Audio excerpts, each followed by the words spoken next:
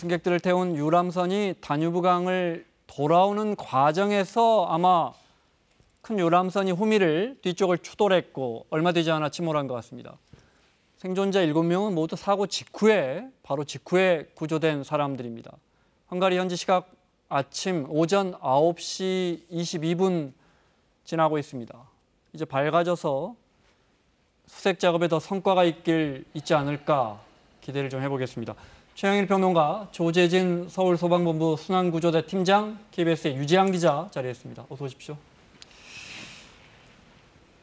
유 기자, 강경화 장관이 현지로 간다고요? 네. 네, 외교부가 오후 브리핑에서 밝혔는데요. 현지 대응 지휘를 위해서 부다페스트 현지로 간다라고 밝혔습니다. 아마 저녁쯤 출발하지 않을까 예상되고 있는 상황입니다. 오늘 저녁쯤에? 네. 가서 이제 현지의 수색 작업, 구조 작업을 진두지휘하는 거죠? 강 장관이 직접? 네, 맞습니다. 헝가리 당국과도 이렇게 의사소통할 부분들이 있고요. 또 여러 주변국들의 도움을 받기로 했기 때문에 외교부 장관이 직접 가서 현장 대응을 하는 것으로 지금 결정이 됐습니다. 지금 들어온 소식 중에 하나가 헝가리 당국이 오늘 중에 지금 그 침몰한 유람선을 끌어올리겠다라는 입장을 밝힌 것 같은데 이건 좀 현장에서 확인이 되면 다시 한번 전해드리도록 하겠습니다. 정확한 탑승객 수가 33명 더하기 현지 선장과 승무원 2명 이렇게 해서 35명이 맞습니까? 네, 맞습니다. 외교부가 확인한 겁니까? 외교부가 최종적으로 확인한 사항인데요. 우리 국민이 전체 33명이고 말씀하신 것처럼 헝가리 승무원이 2명 이렇게 됩니다. 우리 국민 33명은 어떻게 되냐면 단체 여행객 30명 그리고 이들을 서울에서 인솔에서 끌고 간 인솔자가 1명 그리고 그 헝가리에서 합류한 우리 가이드 한국인 가이드 2명 그렇게 해서 33명 33명입니다. 그리고 선장과 승무원이 있을 테니까 이제 헝가리 사람들일 거고 그렇게 해서 35명. 맞습니다. 사망자 8명 중에는 헝가리는 1명입니다. 그러니까 승무원이 1명이 사망이 확인됐고 그러면 우리 국민은 사망이 확인된 사람은 7명이겠군요. 네, 맞습니다. 네, 알겠습니다. 대부분이 가족 단위 관광객이었던 것 같아요. 네네, 우리가 패키지 관광이라고 부르죠. 단체 관광이고요. 30명 대부분이 이제 서울과 경기도 수도권 거주자들로 나오고 있는데 제일 안타까운 경우가 이 할아버지 할머니를 모시고 엄마가 6살짜리 딸을 데리고 갔어요.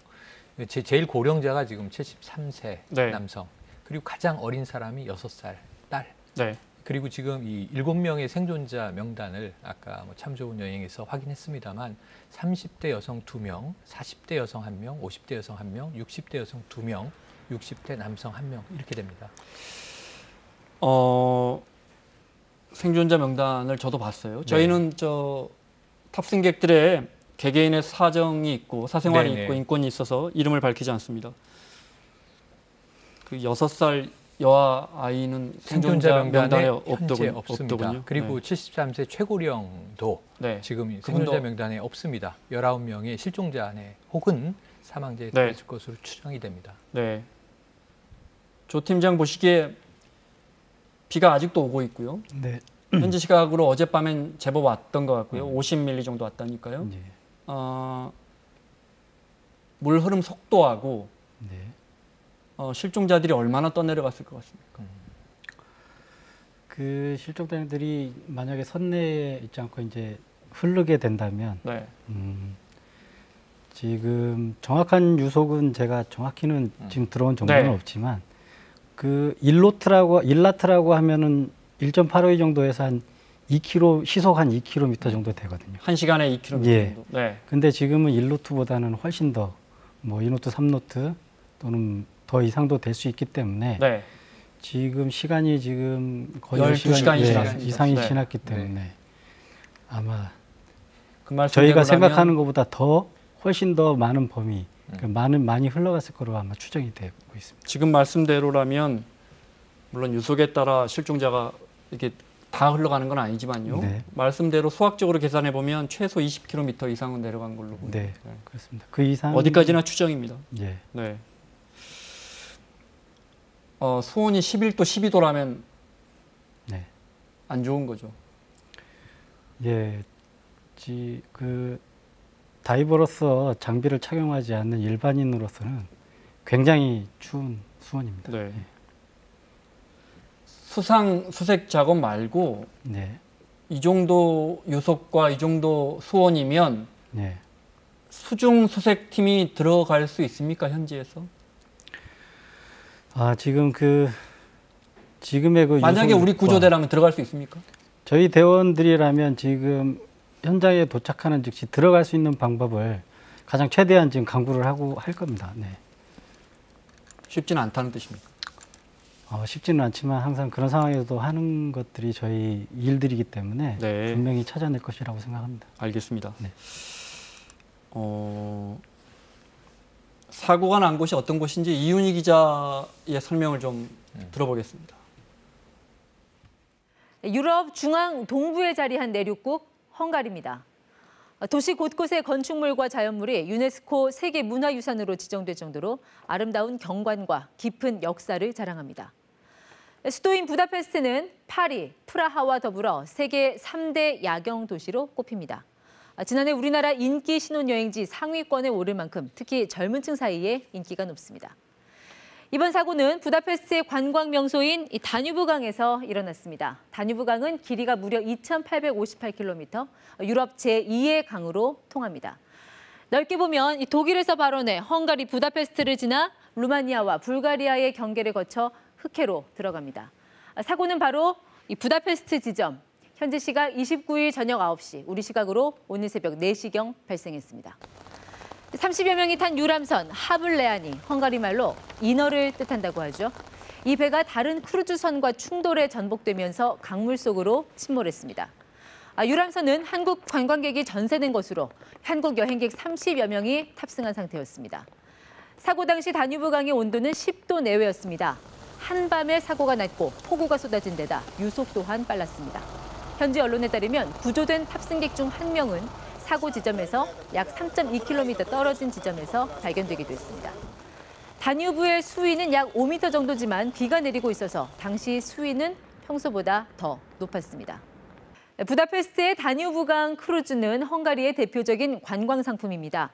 여행사가 현지 유람선을 전세내서 관광객들을 태우고 강을 유람하는 방식입니다. 상품 종류는 일반 크루즈, 비어, 즉 맥주 크루즈, 와인 크루즈, 디너 크루즈 크게 4가지인데 사고가 난 유람선은 승선 규모로 볼 때 소형인 일반 크루즈로 추정됩니다.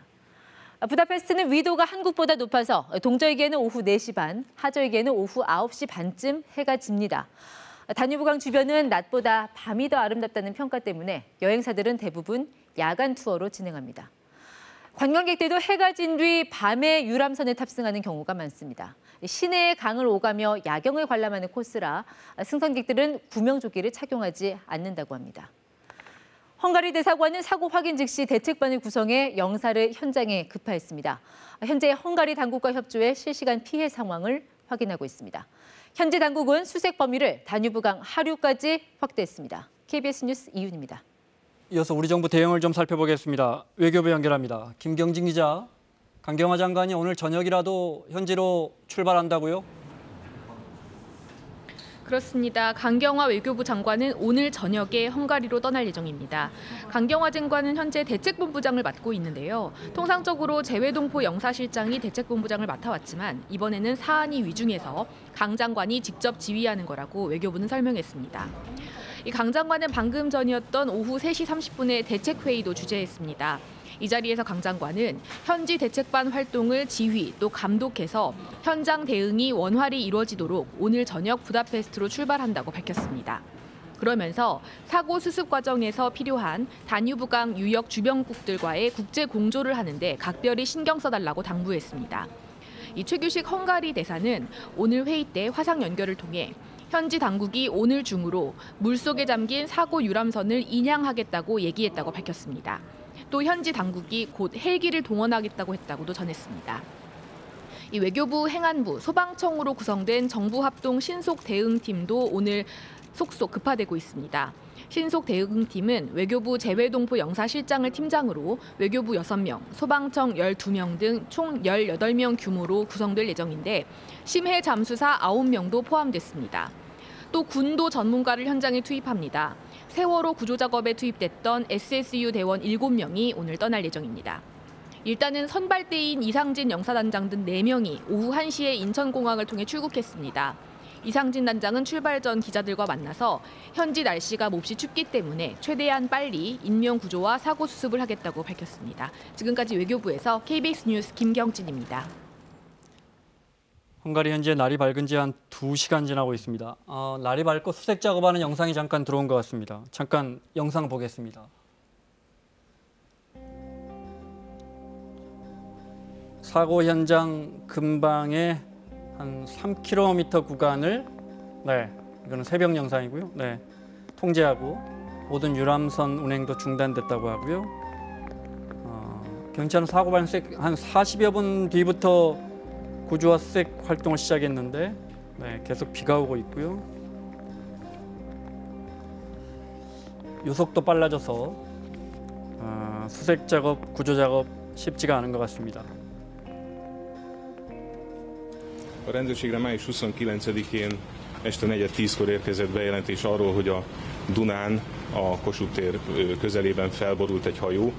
Jelenlegi információink szerint egy 33 fős dél-koreai állampolgárokból álló turista csoport utazott ezen a hajón 2 fős magyar állampolgárságú személyzettel. A hajó elsüllyedt, a hatóságok azonnal megkezdték a mentési munkálatokat. Jelenleg a Duna teljes szakaszán folyik a kutatás. A honvédség közreműködésével műszeres kutatás is van, és a helyszínen van a rendőrség, tűzszerész, búvárszolgálata is, hogyha szükség van rájuk, akkor bevessük őket, illetve a partszakasz szisztematikus ellenőrzését is megkezdte a rendőrség. Azt meg tudja erősíteni, hogy van-e halottja most a balesetnek? Folynak újraélesztések a Duna mindkét partján sajnos, és vannak olyan sérültek, akinek már nem tudtunk segíteni az életén. Egyelőre a számokról azért nem tudok pontosabban nyilatkozni, mert percről percre változnak. 조 팀장님께 여쭤볼게요. 네. 며칠간 비가 많이 왔고 수위도 높아져 있고 유속도 빠릅니다. 이런 경우에 수중에서 시야 확보가 쉽지 않죠.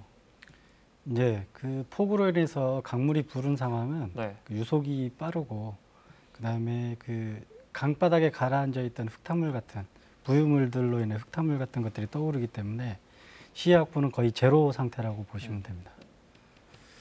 한강 같은 경우도 비가 오면 수중 수색은 거의 어렵습니까?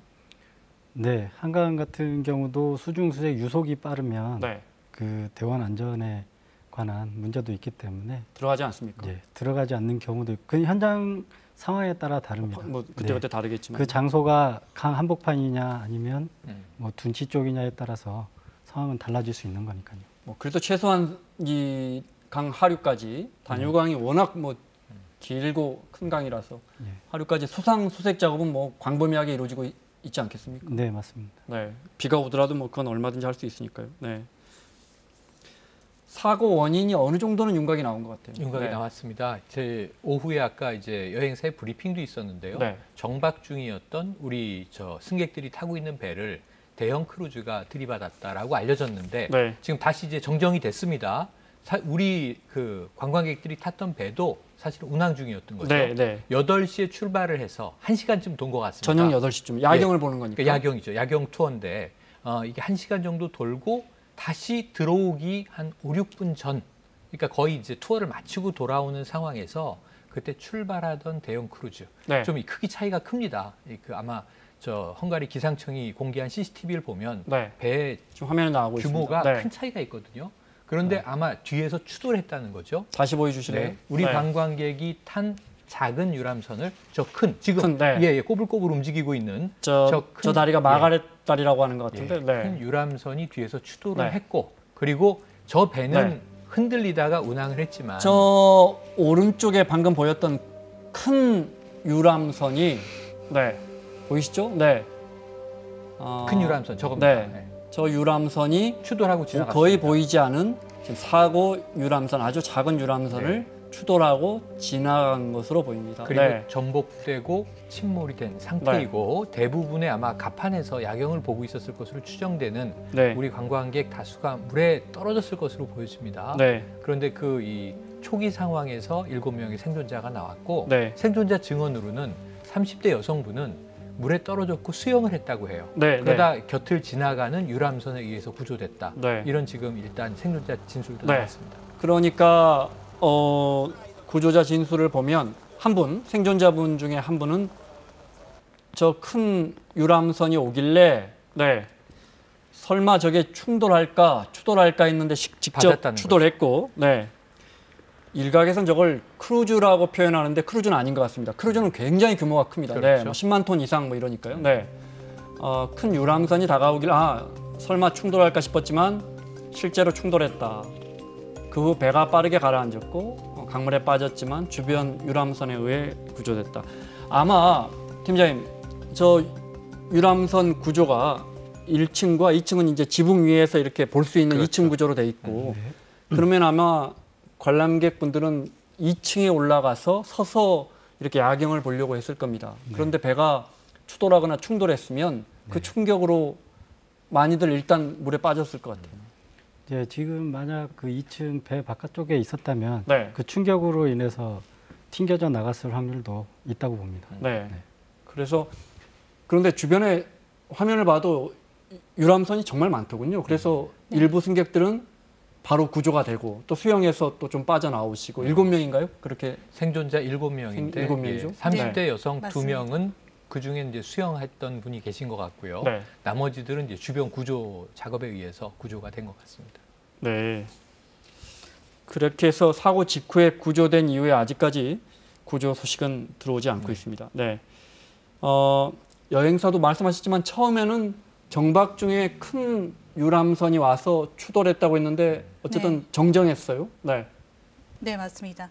당초 BBC에서도 같은 보도가 있었습니다. 정박 중이었던 이 유람선에 대형 유람선이 와서 충돌해서 침몰했다. 이렇게 보도가 나왔었고 당초 여행사 측에서도 오전에 브리핑할 당시에는 직원으로부터 최종적으로 그렇게 보고를 받았다라고 밝혔었습니다.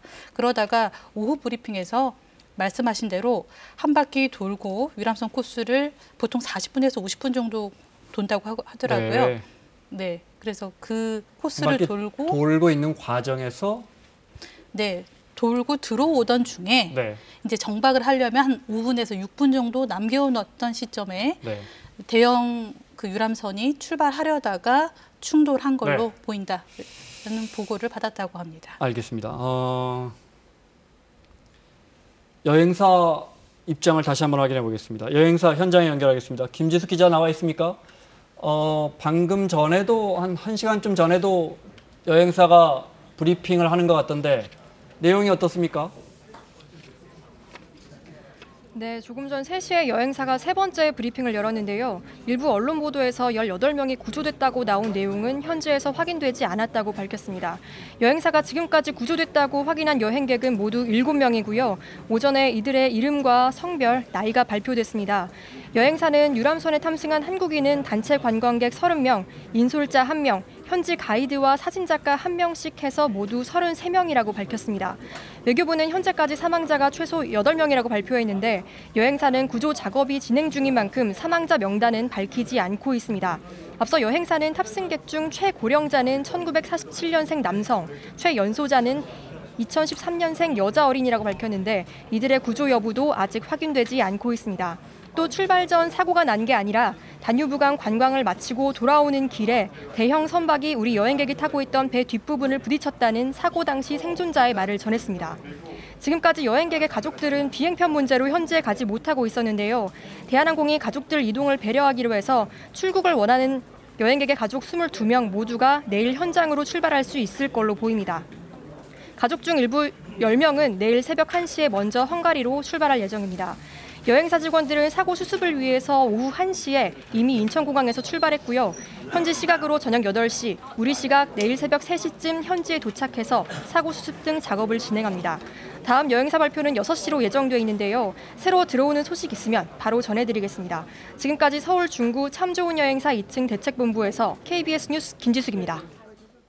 방금 김지숙 기자의 설명 들으셨는데 여행사가 밝힌 그 탑승자 가족들이 언제 떠나는지 어떻게 떠나는지 직접 들어보겠습니다.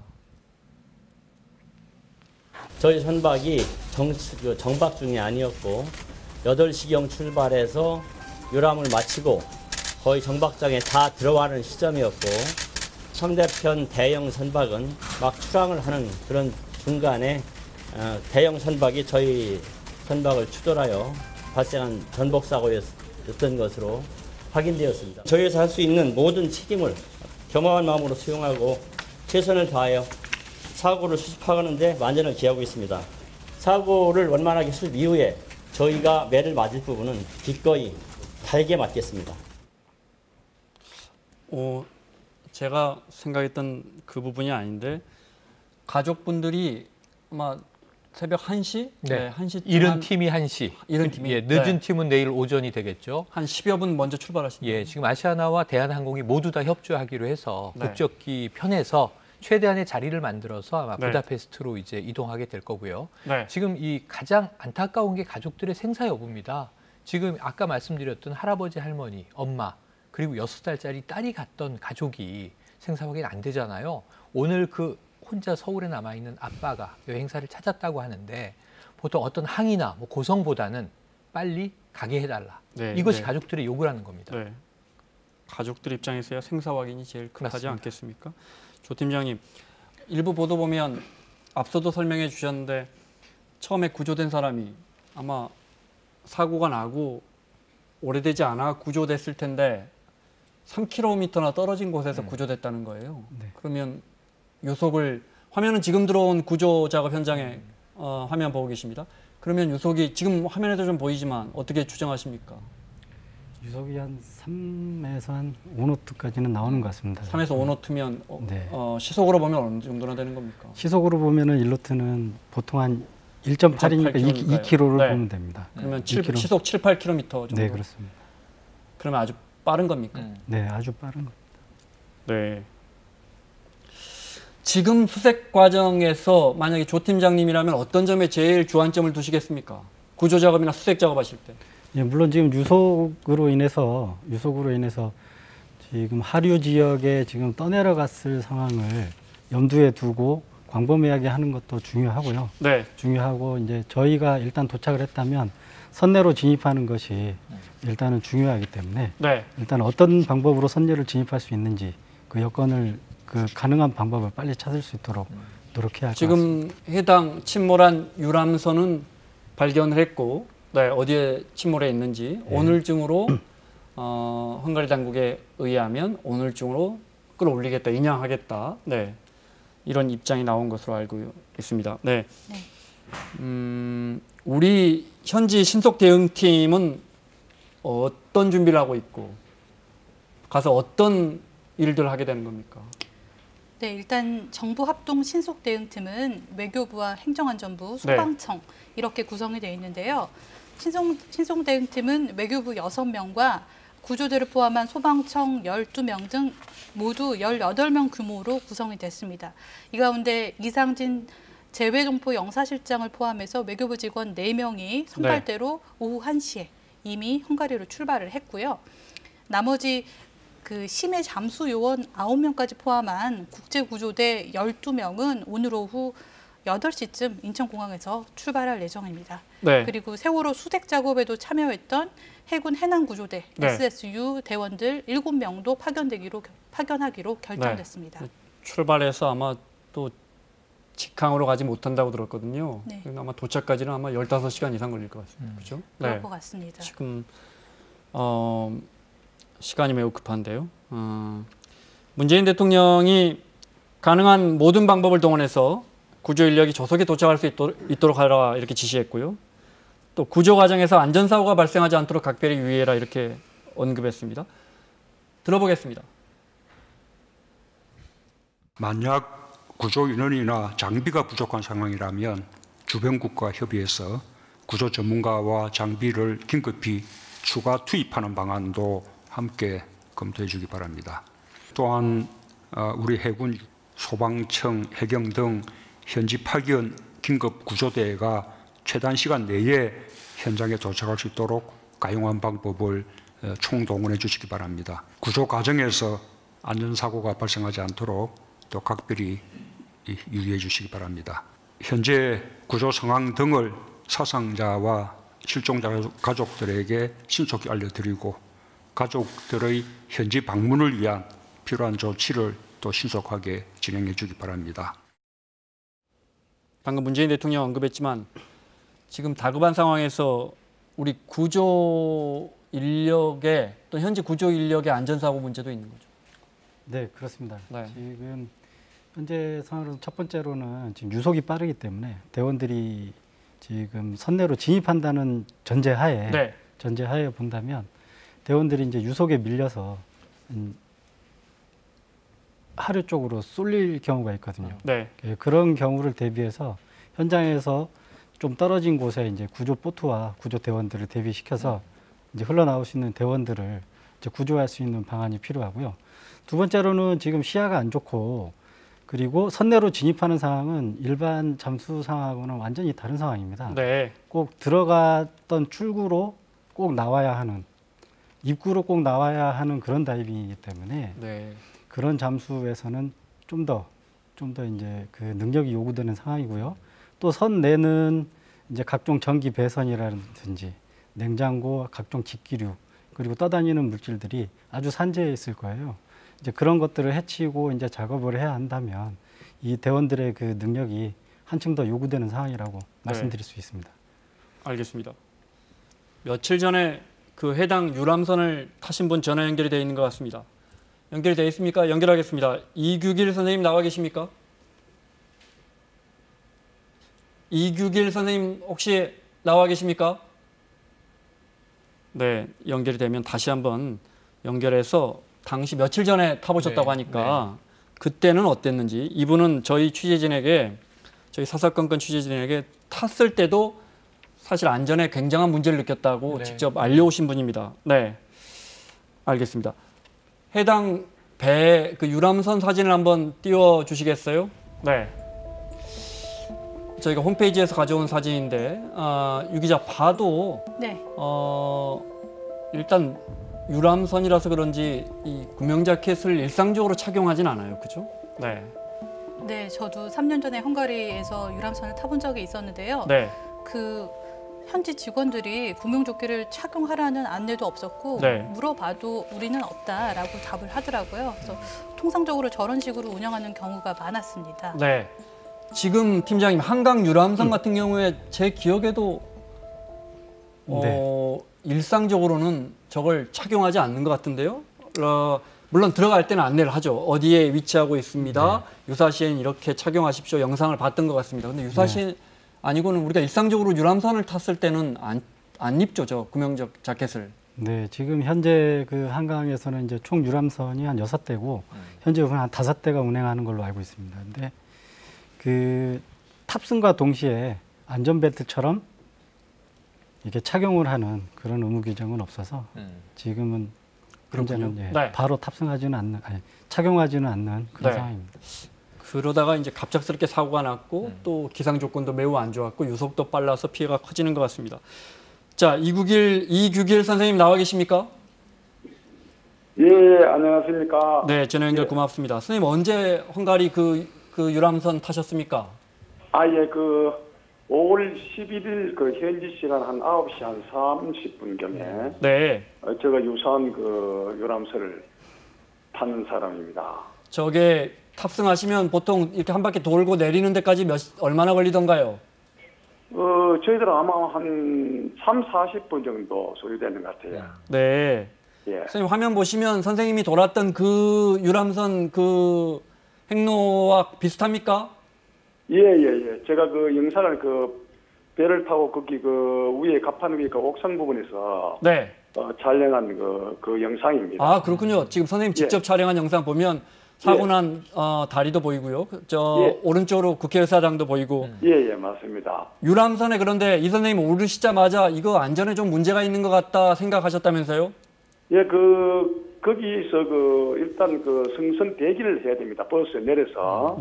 거기서 뭐 한 15분에 20분을 대기를 했는데 그때도 5월 11일이었는데 바람이 굉장히 심하게 불었고. 빗방울이 막 강간이 떨어지고 이런 상태였습니다. 굉장히 체감 온도는 굉장히 낮았고, 그리고 뭐 그 승객분들이 관광객분들이 전부 다 추워서 뭐 덜덜 떠는 이 정도의 어떤 날씨였습니다. 그래서 그 한마디로 일교로 말하면 굉장히 불량한 그런 날씨였는데, 네. 그 대기하다가 뭐 저반 시절이 됐는데 그 탑승을 하게 됐습니다. 그런 탑승을 하면은 응당이 뭐 구명조끼라든가 이것을 분명히 뭐 지금 할 줄 알았는데 그걸 전혀 주지 않는 거예요. 네. 그리고 대한민국에서는 우리가 뭐 조그만 호수에 오리배 정도 타도 우리가 구명조끼를 입고 오리배를 타고 이렇게 합니다.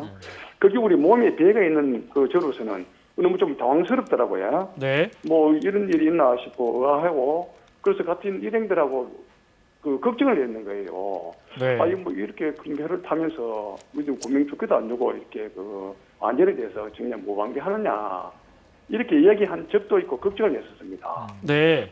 예.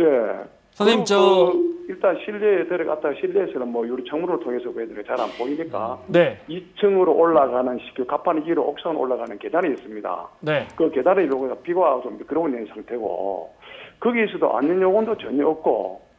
제가 지금 제보를 하려고 하는 거는 정말 그 구명조끼도 착용 안 하는 상태에서 빗길에 미끄러워 실족을 하기보다는 강물에 빠지게 돼 있는 상태였어요. 네. 그리고 강물에 한 명이 누구 빠지더라도 아무도 알 수 없는 그 정도의 징이었습니다. 네. 그리고 강 수면이라든가 배 있는 쪽에는 굉장히 어두웠습니다. 왜 어둡냐면은 모든 조명을 건물이라든가 이런 데 다 집중시켜 놓기 때문에 반대편으로 그 관광객들이 그 있는 위치 배에 있는 위치는 어둡게 만들어놔야만이 그 반대편에 있는 그 관광 조형물이 잘 보이지 않겠습니까, 그죠? 네네. 그래서 굉장히 위험하다. 그래서 제가 뭐 저는 그 사회적인 뭐 좀 전원구조 협회 이런 그 활동도 하고 그 팽목항에도 제가 뭐 사고 났을 때 거기 파급돼 가지고 그런 경험이 있었기 때문에 사실상 이런 네. 그런 상황이 되면은 이게 배가 침몰되면 어떻게 빠져나가지 우리 뭐 집사람 어떻게 구해야 되겠지 이런 생각을 무의식적으로 저는 하게 됩니다. 그 정도 했다 이 말씀이시죠? 네. 예. 선생님 저기 하나만 더 여쭤보겠습니다. 당시에 선생님 여행하실 때는 그러니까 천정 위로 2층으로 아무래도 올라가야 더 야경이 더 잘 보일 테니까요. 올라가신 승객들이 더 많았습니까? 아니면 1층 실내에 계신 분들이 더 많았습니까? 그 올라가는 사람이 거의 많았다가 올라갔다가 얼마 안 있고 다 내려가 버려서 바람이 워낙 심하게 불고 빗방울이 떨어지니까 다시 실내에 내려가는 그런 상태일 겁니다. 네. 예. 알겠습니다. 구명조끼 이야기를 하셨는데 혹시 그럼 어디 있나 이렇게 한번 둘러보셨을 거 아닙니까? 눈에도 안 보이던가요? 예. 뭐 그런 것도 없고 한마디로 그 구명 뭐 보트입니까? 이제 그것도 뭐 보이지 않는 것고. 네. 그 구명 또 이 동그랗게 생긴 거 있잖아요. 그것도 튜브라든가 이런 것도 보이지 않은 상태입니다. 상태고. 그래서 저는 물론 그 관광에 들떠 있어가지고 그냥 행동은 뭐 참 굉장히 즐거운 행동이었지만 내심은 좀 불안한 걸 굉장히 많이 가졌어요. 네, 알겠습니다. 이게 좀 위험하다. 이러잖아 이런 사고 일어나겠다. 네, 이렇게 싶고 알겠습니다. 그런 걱정이 굉장히 있는 상태입니다. 알겠습니다. 자. 이규길 선생님 오늘 전화 연결 고맙습니다. 예, 그리고 제가 한 말씀 드려도 될까요? 네네네, 간단히요. 네. 예, 간단히 말씀, 저는 이걸 왜 이렇게 적극적으로 제보를 하려고 하냐면은, 네. 처음에는 저도 이걸 그 배를 타보고 위험하다는 걸 느꼈는데, 관광사라든 여행사 대표들이나 우리 고위공직 국회의원님들이 이 배를 한번 타본 사람들 뭐 많이 있다고 생각하는데, 그런 걸 체험을 하고도 위험에 노출되는 이런 상황을 그대로 방치했다는 것이 정말 안타까워서 정말로 제가 이 말씀을 드리고자 제가 이 연결을 한 겁니다. 알겠습니다. 자, 시간 때문에 여기까지 듣겠습니다. 이규길 선생님이었습니다. 자, 마무리하겠습니다. 최영일 평론가, 조지진 팀장 오늘 수고하셨고요. 유지한 기자 계속 수고해 주시고요. 자, 마치겠습니다. 사고 13시간이 지나고 있습니다. 잠시 후 이어지는 5시 뉴스에서 속보 이어가겠습니다. 고맙습니다.